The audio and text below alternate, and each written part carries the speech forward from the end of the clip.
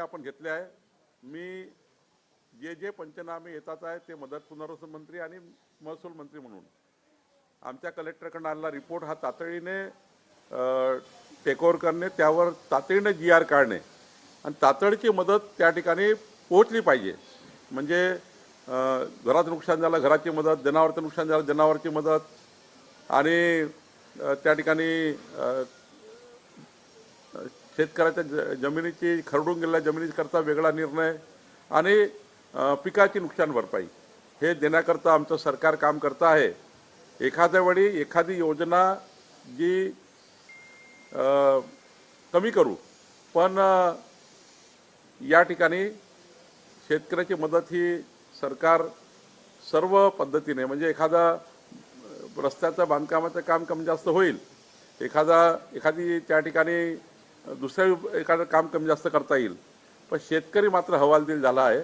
शेतकऱ्याला तातडीने मदत केली पाहिजे हा आमचा सरकारचा माननीय मुख्यमंत्र्याचा मानस आहे। आणि माननीय मुख्यमंत्र्यांनी या राज्याला आश्वस्त केलं आहे, शेतकऱ्याला आश्वस्त केलं आहे की राज्याला किती खर्च आला तर चालेल, राज्यामध्ये आम्ही त्या ठिकाणी पैसा उपलब्ध करू, आमच्याकडे शेतकऱ्याकरता कुठलाही पैसा कमी नाही आहे। आणि जे काही नुकसान झालं असेल, कारण संपूर्ण नुकसान तर भरून निघत नाही, पण शेतकरी हा जो आहे तो त्या ठिकाणी हतबल होऊ नये, तो त्या ठिकाणी जो अडचणीत आला त्याला बाहेर काढलं पाहिजे, याकरता आपलं सरकार पूर्ण मदत करेल। मी महसूल मंत्री म्हणून त्या ठिकाणी जे पंचनामे आहे सर्व जिल्हाधिकाऱ्यांशी कालही रात्री 6 वाजता आम्ही VCच्या माध्यमातून बोललो आहे, आमचे प्रधान सचिव, आणि आत्ता मात्र सर्व पंचनामे करतात आहे, सर्व फील्डवर आहे।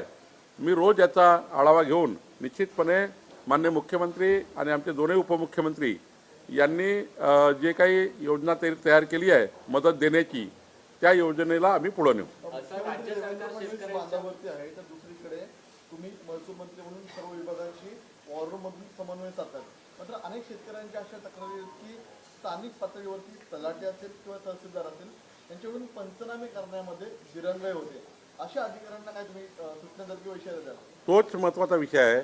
पंचनामा चुकला तर शेतकऱ्यावर वाईट वेळ येईल, पंचनामा चुकू नये।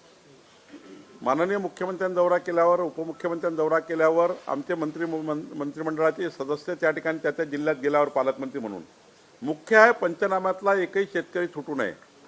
पंचनाम्यामध्ये एक जरी शेतकरी सुटला तर त्याचं नुकसान भरून निघणार नाही, आणि म्हणून महत्त्वाचंही काम आहे। जसं फील्डवर जाणं महत्त्वाचं आहे, तेवढंच महत्त्वाचं आहे की आमचे पंचनामे हे चुकू नये, आमच्या अधिकाऱ्यांनी कुठलीही चूक करू नये। आमच्या तलाट्यांनी, ग्रामविकास अधिकाऱ्यांनी किंवा कृषी अधिकाऱ्यांनी केलेले चूक हे शेतकऱ्याच्या जीवावर जातं, आणि त्यामुळे कोणतीही चूक होणार नाही याची काळजी महसूल मंत्री म्हणून त्या ठिकाणी मी घेणार आहे। राज्य सरकार एकीकडे मदत करते, सगळे मंत्री आता रस्त्यावर उतरलेले आहेत, ग्राउंडवर जाऊन पाहणी करतात, आणि दुसरीकडे ठाकरे गटाकडून असा आरोप करण्यात आलेला आहे की राज्य आपत्ती व्यवस्थापन विभागाचा जो निधी आहे तो अजून पडू नये, लोकांपर्यंत पोहोचत नाही। असं आहे की जो निधी येतो तो डायरेक्ट DBTच्या माध्यमातून शेतकऱ्याच्या अकाउंटमध्ये जातो। एखाद्या वेळी DBT गेला नसेल किंवा काही असेल त्यांनी सांगितलं पाहिजे योग्य, असं आरोप करून चालत नाही। कुठल्या जिल्ह्यातल्या कुठल्या शेतकऱ्यांना, कुठल्या जिल्ह्यातल्या कुठल्या शेतकऱ्यांना पोहोचला नाही, शेवटी आरोप प्रत्यारोपाचे दिवस नाही आहे। सर्व पक्षांनी, सर्व पक्षाच्या नेतृत्वाने किंवा सर्व पक्षाच्या कार्यकर्त्यांनी या अशा परिस्थितीमध्ये जिथे जीव जातो आहे, जिथे जनावरं जगावतात, जिथे शेतकरी उद्ध्वस्त झाला आहे, अशा ठिकाणी राजकारण न करता काही त्यांच्याकडे अधिकची माहिती असेल ती सरकारला पुरवली तर मी स्वतः त्या ठिकाणी मुख्यमंत्र्यांच्या वतीने लक्ष टाकेल आणि जिथे पैसे गेले ते पोहोचवण्याचा आम्ही प्रयत्न करू। पण स्पेसिफिक सांगितलं पाहिजे का इथे अडचण आहे, तिथे सरकार पोहोचलं नाही आहे, तिथे सरकार पोहोचेल। एकीकडे एकनाथ शिंदे धाराशिवमध्ये मदतीसाठी पोहोचले, मात्र हे मदतीसाठी पोहोचले असताना त्यांच्या पाकिटवरती जे मदत दिली जाते त्यावरती जाहिरात करण्यात आलेली आहे। विरोधकांचा असा आरोप आहे की तुम्ही मदत करायला जाताय की तुम्ही जाहिरातबाजी करताय? नाही, त्यांनी माननीय एकनाथ शिंदेंच्या मदत वाटप कार्यक्रमामध्ये त्यांनी कुठली जाहिरात छापली याबद्दल मला माहिती नाही। खरं तर माननीय एकनाथजी हे अत्यंत भावनिक कार्यकर्ते आहेत, त्यामुळं मला असं वाटतं की त्या ॲडबद्दल मला फार माहिती नाही, त्यामुळे मी यावर बोलू शकणार नाही। धाराशिवचे पालकमंत्री आहेत प्रताप सरनाईक आणि एकनाथ शिंदे यांचे खरं तर हे फोटो लावलेले होते आणि जो धाराशिवमध्ये ट्रक गेला काल इथून पाठवण्यात आला होता तो देखील ग्रामस्थांनी परत पाठवलेला आहे आता. त्यामुळे कुठेतरी एक संताप धाराशिवमध्ये पाहायला मिळतोय. कारण 3 दिवसापासून सगळे नागरिक पाण्याखाली आहेत. नाही, थोडा संताप जास्त आहे, कारण संताप याच्याकरता आहे की शेवटी जेव्हा पूरहानी येते तेव्हा पूर्ण घर उद्ध्वस्त होतं. पूर्ण घराला त्या ठिकाणी त्याची आज पोचता म्हणजे कमरेभर पाणी प्रत्येक घरात घुसलेलं आहे. त्यांना आपला संसार उद्ध्वस्त होताना ते पाहतात आहे, ते रडतात आहे, त्याचा संसार त्या ठिकाणी उद्ध्वस्त झाला आहे. आणि एकदा घरात पाणी घुसल्यानंतर त्या घरामध्ये संपूर्ण किमान 2-3 महिने त्या घराला सेटल व्हायला वेळ लागतो. जरी पाऊस उसरला तरी घर सेटल व्हायला मात्र 3-4-6 महिने लागतात. तर पूर्ण भिंती ओल्या झाल्या असणार, अन्न ओलं झालं असणार, काय खातील, कसे जगतील, हा प्रश्न निर्माण होतो. जीवन मरणाचा प्रश्न निर्माण झाल्यावर मात्र संताप तयार होतो. त्या संतापामध्ये काही गोष्टी लोक अनावर राग करतात, त्या ऐकून घ्यावं लागतं. शेवटी ऐकून घेण्याच्या भूमिकेमध्ये आम्ही आहोत आणि मदत करण्याच्या भूमिकेत आहोत. तानाजी सावंत जे मंत्रिपदावरून वगळले होते ज्यांना, ते पुन्हा आता ऍक्टिव्ह दिसत आहेत. ते भूम पारड्यामध्ये शेतकऱ्यांना मदत निधी वाटताना पाहायला मिळतात आणि शेतकऱ्यांनी सुद्धा स्वीकार केलेला आहे. इतर आमदार आणि मंत्र्यांना काही तुम्ही आवाहन करणार का? नाही, आमची सर्वांची जबाबदारी आहे की ज्या ज्या परीनं आमचे CSR फंड्स असतील, अनेक कंपन्या या महाराष्ट्रात काम करतात आहे, अनेक मोठे मोठे त्या ठिकाणी या ठिकाणी इन्व्हेस्टर्स आहे या महाराष्ट्रात काम करत आहे, मोठे मोठे उदार कॉन्ट्रॅक्टर आहेत, मोठ्या मोठ्या त्या ठिकाणी कंपनी आहेत.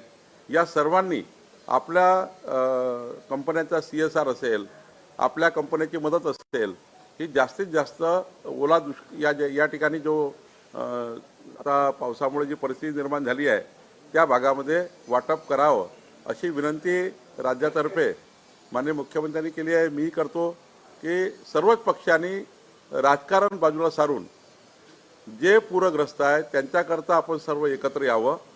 सर्व कंपन्या आणि जेवढे काही इन्व्हेस्टर आहेत त्यांनी एकत्र यावं आणि मोठी मदत या जिल्ह्याला करावी, या पूरग्रस्ताला करावी अशी विनंती मी आपल्या माध्यमातून करतो ना, अशी करणार आहे. सध्याला जर निकष पाहिजे तर ते काही झालेला आहे, नुकसान झालेलं आहे, अन्नधान्य वाया गेलेलं आहे.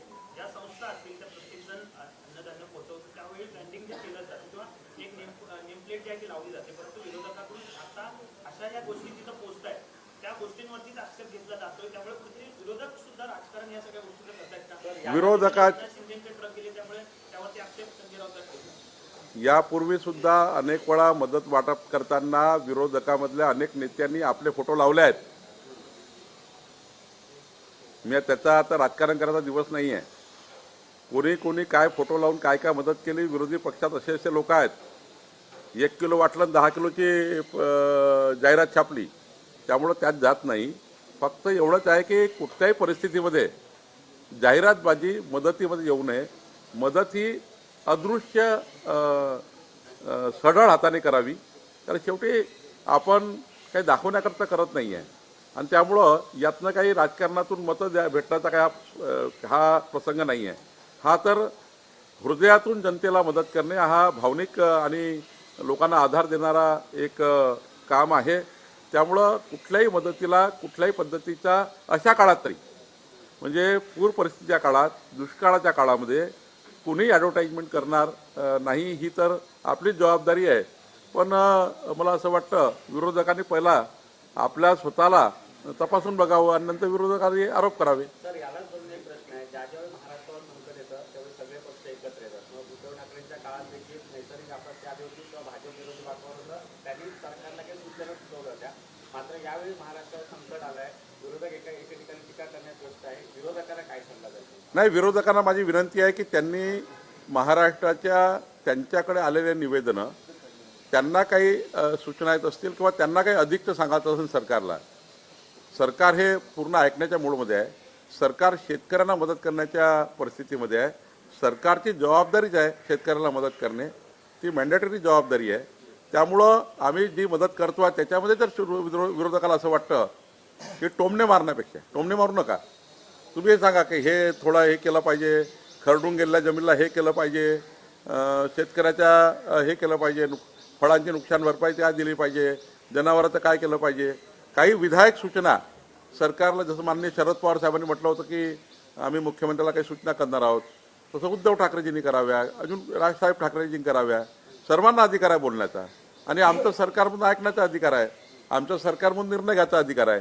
त्यामुळे विरोधी पक्षानं दिलेल्या प्रत्येक सूचनेचं त्या ठिकाणी पालन सरकारी पार्टी करेल आणि शेवटी जॉईंटली सर्व पक्षांनी मिळून महाराष्ट्राच्या हवालदिल झालेल्या शेतकऱ्यांना मदत करणे हीच या ठिकाणी आपली माणुसकी आहे, हीच मानसिकता ठेवली पाहिजे असं मला वाटतं. प्रामुख्याने सध्याला आपल्याला पाहायला मिळतं आहे, तर त्याच्यामध्ये कुठेतरी विरोधकांकडनं देखील राजकारण करण्यात येतं आहे की जे मार्चमध्ये निकष होते ते बदलवण्यात आलेले होते. अशात ते निकष कुठेतरी आता बदलण्यात येईल का?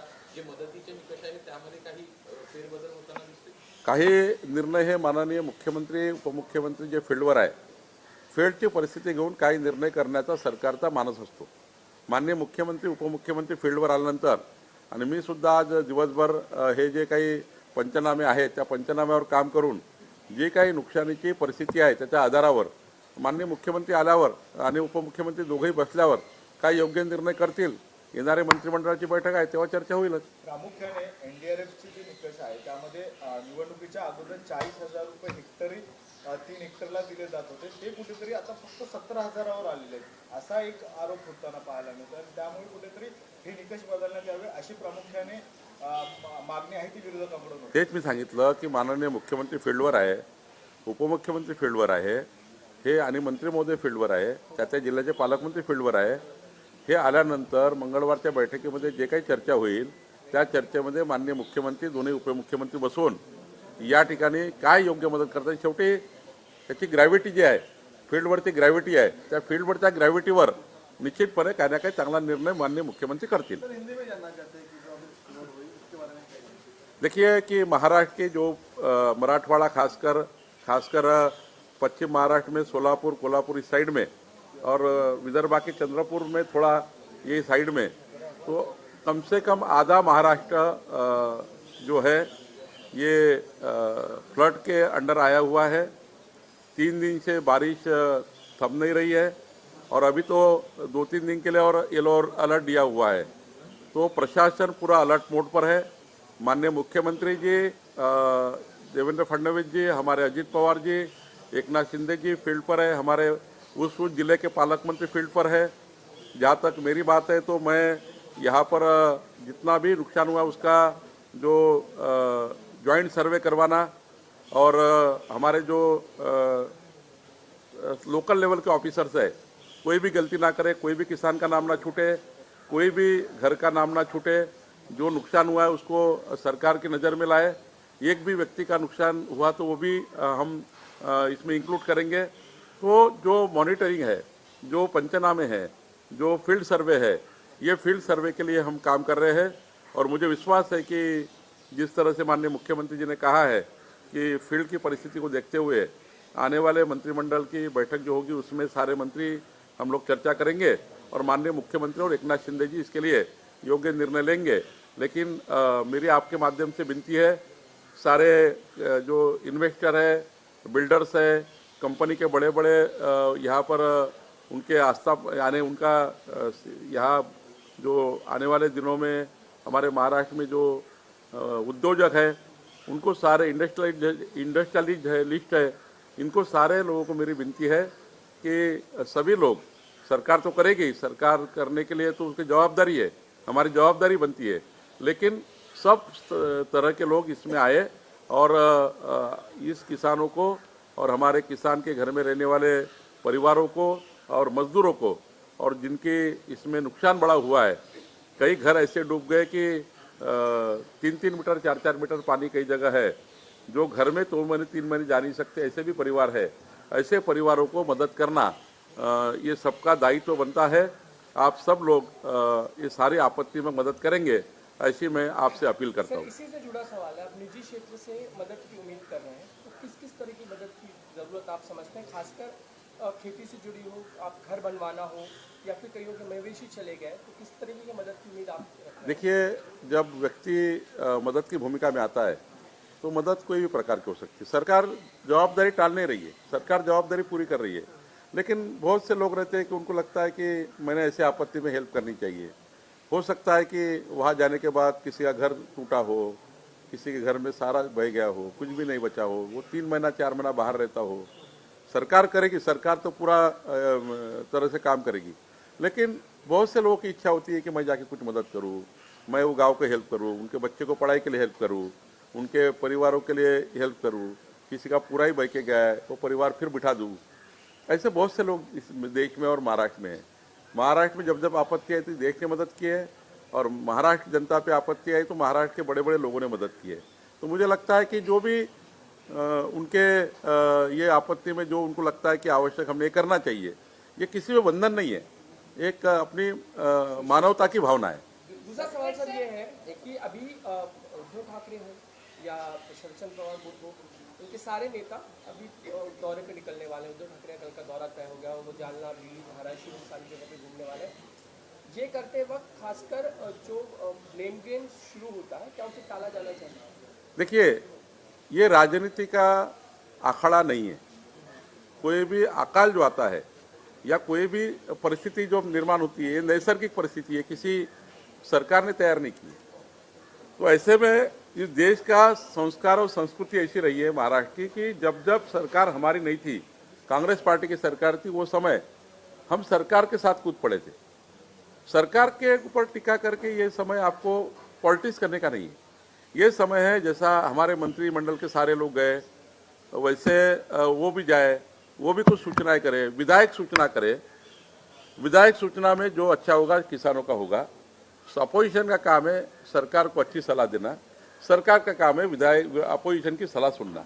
तो हम लोग जो भी अपोजिशन पार्टी से उनके दौरे में, उनके प्रवास में जो 4 इशू आएंगे वो इशू को हम टेक ओवर करेंगे। सर, अपोजिशन कहता है कि आप हेल्प करने के लिए नहीं, एडवर्टीजमेंट करने के लिए। देखिए, अपोजिशन ने पहले ये झांक लेना चाहिए खुद को कि उधर कितने नेता लोग हैं, मैं ऐसे नाम बता सकता हूँ, जो उन्होंने ऐसे क्लाइमेटी में, ऐसे परिस्थितियों में कई बार खुद की एडवर्टाइजमेंट की है।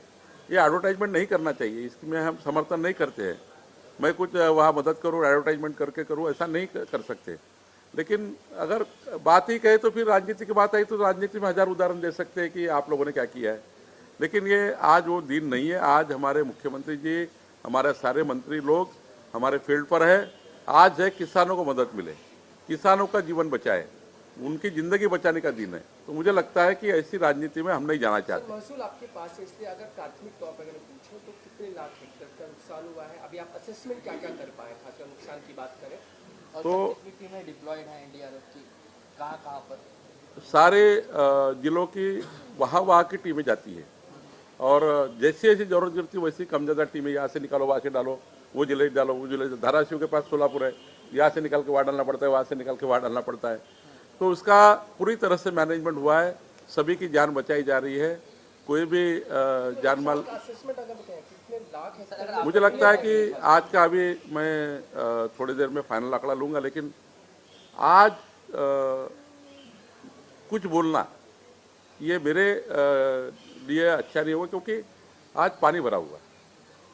हम सैटेलाइट सर्वे कर सकते हैं, हम MRSAT से निकाल सकते हैं, हम गूगल मैपिंग कर सकते हैं, लेकिन एक्चुअली क्या हुआ है तो 35 लाख, 40 लाख, 45 लाख जो भी आंकड़ा है, लेकिन ये आंकड़ा 3 दिन बाद सही मालूम हो जाएगा। क्योंकि आज हम ये नहीं कर सकते कि भाई किसका किसान का डूबा है, 40 लाख ही हुआ है, 42 लाख ही हुआ, लेकिन आपको कल या परसों तक पूरा आंकड़ा हम दे देंगे। सर, आज जब मुख्यमंत्री ऑन ग्राउंड है, तमाम मंत्रियों को निर्देश दिए गए हैं कि वो अपने अपने इलाकों में जाए, किसानों की सुध लें। ऐसे में आप कह रहे हैं कि विपक्ष को राजनीति नहीं करनी चाहिए, लेकिन राउत ये कह रहे हैं कि राज्य में 2 मुख्यमंत्री हैं, 1 मुख्यमंत्री हैं, लेकिन ये तीनों जो हैं वो इनएक्टिव हैं। ऐसे में आपका क्या कहना है? सारे कल माननीय मुख्यमंत्री ने चर्चा की है। मुख्यमंत्री जी ने कहा है कि सब जिले के पालक में जहाँ जहाँ बाढ़ आई है सब जाए।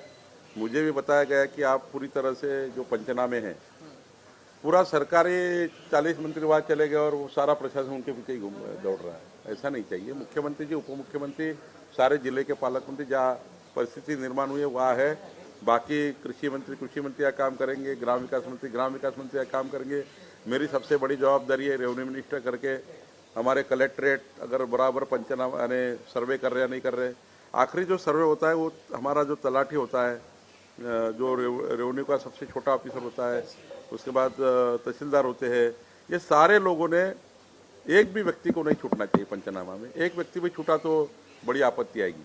तो हम ये मॉनिटर करते हैं, हमारा आपत्ति व्यवस्थापन मॉनिटर करता है, हमारा रेवेन्यू डिपार्टमेंट मॉनिटर करता है, और मदद जो हमारा जो पुनर्वसन विभाग है जो लोगों को हेल्प देता है, उसके लिए ये मॉनिटरिंग करना भी महत्वपूर्ण है। नहीं तो पंचनामे जल्दी नहीं आएंगे। जो अब सर्वे हुआ है वो अगर जल्दी नहीं पहुंचा, किसानों को मदद कैसी मिलेगी? कितना जानवर गए हैं, कितना खर्च नुकसान हुआ है, ये सारा सरकार की मॉनिटरिंग सिस्टम पे मॉनिटर करना भी आवश्यक है। उसका मॉनिटरिंग करने का जवाबदारी मेरी भी है, मदद पुनर्वसन मंत्री की है, आपत्ति व्यवस्थापन मंत्री की है। तीनों मंत्री मिलाकर जो सरकार माननीय मुख्यमंत्री जी को हम प्रेजेंटेशन करते हैं, ये है फाइनल इसका कैलकुलेशन आया है। तो हम निश्चित रूप से एक भी व्यक्ति नहीं छूटेगा जिसका नुकसान हुआ है, और हमारे सर्वे में 100% व्यक्ति आना चाहिए। ये काम की जवाबदारी भी महत्वपूर्ण है। केंद्र से कुछ बातचीत हो पाई, केंद्र से कुछ पूछा गया इस वक्त? माननीय मुख्यमंत्री जी दौरे के आने के बाद, उसके पहले भी रोज ही बात होती है। आखिरी केंद्र सरकार का भी बहुत इसमें मॉनिटरिंग होता है। जब हम कोई भी आपत्ति आती है, केंद्र के आपत्ति व्यवस्थापन से भी इसका मॉनिटरिंग होता है। तो माननीय मुख्यमंत्री लगातार बात करते हैं, और मुझे विश्वास है कि माननीय मुख्यमंत्री जी लौटने के बाद जो भी ये रिपोर्ट हम रखेंगे, उसके आधार पर अच्छा निर्णय होगा। शरद पवार गुट हो, उनके सारे नेता अभी दौरे पे निकलने वाले हैं। उद्धव ठाकरे कल का दौरा तय हो गया, वो जालना, बीड़, धाराशिव सारी जगहों पे घूमने वाले हैं। ये करते वक्त खासकर जो ब्लेम गेम शुरू होता है, क्या उसे टाला जाना चाहिए? देखिए, ये राजनीति का अखाड़ा नहीं है। कोई भी अकाल जो आता है या कोई भी परिस्थिति जो निर्माण होती है, नैसर्गिक परिस्थिति है, किसी सरकार ने तैयार नहीं की है। तो ऐसे में इस देश का संस्कार और संस्कृति ऐसी रही है महाराष्ट्र की कि जब जब सरकार हमारी नहीं थी, कांग्रेस पार्टी की सरकार थी, वो समय हम सरकार के साथ कूद पड़े थे। सरकार के ऊपर टीका करके ये समय आपको पॉलिटिक्स करने का नहीं है। ये समय है, जैसा हमारे मंत्रिमंडल के सारे लोग गए वैसे वो भी जाए, वो भी कुछ सूचनाएं करे, विधायक सूचना करे। विधायक सूचना में जो अच्छा होगा किसानों का होगा। अपोजिशन का काम है सरकार को अच्छी सलाह देना, सरकार का काम है विधायक अपोजिशन की सलाह सुनना। तो हम लोग जो भी अपोजिशन पार्टी से उनके दौरे में, उनके प्रवास में जो 4 इश्यूज आएंगे, वो इश्यू को हम टेक ओवर करेंगे। सर, अपोजिशन कहता है कि आप हेल्प करने के लिए नहीं, एडवर्टीजमेंट करने के लिए। देखिए, अपोजिशन ने पहले ये झांक लेना चाहिए खुद को कि उधर कितने नेता लोग हैं, मैं ऐसे नाम बता सकता हूं, जो उन्होंने ऐसे क्लाइमेटी में, ऐसे परिस्थितियों में कई बार खुद की एडवर्टाइजमेंट की है। ये एडवर्टाइजमेंट नहीं करना चाहिए, इसमें हम समर्थन नहीं करते हैं। मैं कुछ वहां मदद करूं, एडवर्टाइजमेंट करके करूं, ऐसा नहीं कर सकते। लेकिन अगर बात ही कहे तो फिर राजनीति की बात आई तो राजनीति में 1000 उदाहरण दे सकते हैं कि आप लोगों ने क्या किया है। लेकिन ये आज वो दिन नहीं है। आज हमारे मुख्यमंत्री जी, हमारे सारे मंत्री लोग हमारे फील्ड पर है। आज है किसानों को मदद मिले, किसानों का जीवन बचाए, उनकी जिंदगी बचाने का दिन है। तो मुझे लगता है कि ऐसी राजनीति में हम नहीं जाना चाहते। महसूल आपके पास है, इसलिए अगर प्राथमिक तौर पर अगर पूछें तो कितने लाख हेक्टेयर का नुकसान हुआ है? अभी आप असेसमेंट क्या क्या कर पाए, खासकर नुकसान की बात करें तो कितनी टीमें डिप्लॉयड हैं एनडीआरएफ की, कहाँ पर? सारे जिलों की वहां की टीमें जाती है, और जैसी जैसी जरूरत गिरती है वैसी कम ज्यादा टीमें यहाँ से निकालो, वहां से डालो, वो जिले डालो, वो जिले। धाराशिव के पास सोलापुर है, यहाँ से निकाल के वहां डालना पड़ता है, वहां से निकाल के वहां डालना पड़ता है। तो उसका पूरी तरह से मैनेजमेंट हुआ है, सभी की जान बचाई जा रही है। कोई भी जानमाल, असेसमेंट अगर कितने लाख है? मुझे लगता है कि आज का अभी मैं थोड़ी देर में फाइनल आंकड़ा लूंगा, लेकिन आज कुछ बोलना ये मेरे लिए अच्छा नहीं होगा, क्योंकि आज पानी भरा हुआ है। हम सैटेलाइट सर्वे कर सकते हैं, हम MRSAT से निकाल सकते हैं, हम गूगल मैपिंग कर सकते हैं, लेकिन एक्चुअली क्या हुआ है तो 35 लाख, 40 लाख, 45 लाख जो भी आंकड़ा है, लेकिन ये आंकड़ा 3 दिन बाद सही मालूम हो जाएगा। क्योंकि आज हम ये नहीं कर सकते कि भाई किसका किसान का डूबा है, 40 लाख ही हुआ है, 42 लाख ही हुआ, लेकिन आपको कल या परसों तक पूरा आंकड़ा हम दे देंगे। सर, आज जब मुख्यमंत्री ऑन ग्राउंड है, तमाम मंत्रियों को निर्देश दिए गए हैं कि वो अपने अपने इलाकों में जाए, किसानों की सुध लें। ऐसे में आप कह रहे हैं कि विपक्ष को राजनीति नहीं करनी चाहिए, लेकिन राउत ये कह रहे हैं कि राज्य में 2 मुख्यमंत्री हैं, 1 मुख्यमंत्री हैं, लेकिन ये तीनों जो है वो इनएक्टिव हैं। ऐसे में आपका क्या कहना है? सारे कल माननीय मुख्यमंत्री ने चर्चा की है। मुख्यमंत्री जी ने कहा है कि सब जिले के पालक मंत्री जहाँ जहाँ बाढ़ आई है सब जाए। मुझे भी बताया गया कि आप पूरी तरह से जो पंचनामे हैं, पूरा सरकारी 40 मंत्री वहां चले गए और वो सारा प्रशासन उनके पीछे ही दौड़ रहा है। ऐसा नहीं चाहिए। मुख्यमंत्री जी, उप मुख्यमंत्री, सारे जिले के पालक मंत्री जहाँ परिस्थिति निर्माण हुई है वहां है। बाकी कृषि मंत्री यह काम करेंगे, ग्राम विकास मंत्री यह काम करेंगे। मेरी सबसे बड़ी जवाबदारी है रेवेन्यू मिनिस्टर करके हमारे कलेक्ट्रेट अगर बराबर पंचनामा यानी सर्वे कर रहे या नहीं कर रहे। आखिरी जो सर्वे होता है वो हमारा जो तलाठी होता है, जो रेवेन्यू का सबसे छोटा ऑफिसर होता है, उसके बाद तहसीलदार होते हैं। ये सारे लोगों ने एक भी व्यक्ति को नहीं छूटना चाहिए पंचनामा में। एक व्यक्ति भी छूटा तो बड़ी आपत्ति आएगी। तो हम ये मॉनिटर करते हैं, हमारा आपत्ति व्यवस्थापन मॉनिटर करता है, हमारा रेवेन्यू डिपार्टमेंट मॉनिटर करता है और मदद जो हमारा जो पुनर्वसन विभाग है जो लोगों को हेल्प देता है, उसके लिए ये मॉनिटरिंग करना भी महत्वपूर्ण है। नहीं तो पंचनामे जल्दी नहीं आएंगे। जो अब सर्वे हुआ है वो अगर जल्दी नहीं पहुंचा, किसानों को मदद कैसे मिलेगी? कितना जानवर गए हैं, कितना नुकसान हुआ है, ये सारा सरकार की मॉनिटरिंग सिस्टम पे मॉनिटर करना भी आवश्यक है। उसका मॉनिटरिंग करने का जवाबदारी मेरी भी है, मदद पुनर्वसन मंत्री की है, आपत्ति व्यवस्थापन मंत्री की है। तीनों मंत्री मिलाकर जो सरकार माननीय मुख्यमंत्री जी को हम प्रेजेंटेशन करते हैं कि ये है फाइनल इसका कैलकुलेशन आया है, तो हम निश्चित रूप से जिसका नुकसान हुआ है और हमारे सर्वे में 100% व्यक्ति आना चाहिए, यह काम की जवाबदारी भी महत्वपूर्ण है। केंद्र से कुछ बातचीत हो पाई, केंद्र से कुछ पूछा गया इस वक्त? माननीय मुख्यमंत्री जी दौरे के आने के बाद, उसके पहले भी रोज ही बात होती है। आखिरी केंद्र सरकार का भी बहुत इसमें मॉनिटरिंग होता है। जब हम कोई भी आपत्ति आती है तो केंद्र के आपत्ति व्यवस्थापन से भी इसका मॉनिटरिंग होता है। तो माननीय मुख्यमंत्री लगातार बात करते हैं और मुझे विश्वास है कि माननीय मुख्यमंत्री जी लौटने के बाद जो भी ये रिपोर्ट हम रखेंगे उसके आधार पर अच्छा निर्णय होगा। प्रधानमंत्री अमित शाह हमेशा ऐसे डिजास्टर में खुद से सरकारों से पूछ रहे होते हैं, तो ऐसे में तो कुछ फोन आया कि बातचीत हुई? माननीय मुख्यमंत्री जी रोज ही सेंट्रल के आपत्ति व्यवस्थापन से बात करते हैं और उसको बताते हैं। अब माननीय मुख्यमंत्री जी आने के बाद, दौरे से आने के बाद स्टेट का क्या पूरा रिव्यू है, हमारे चीफ सेक्रेटरी, हमारा डिपार्टमेंट,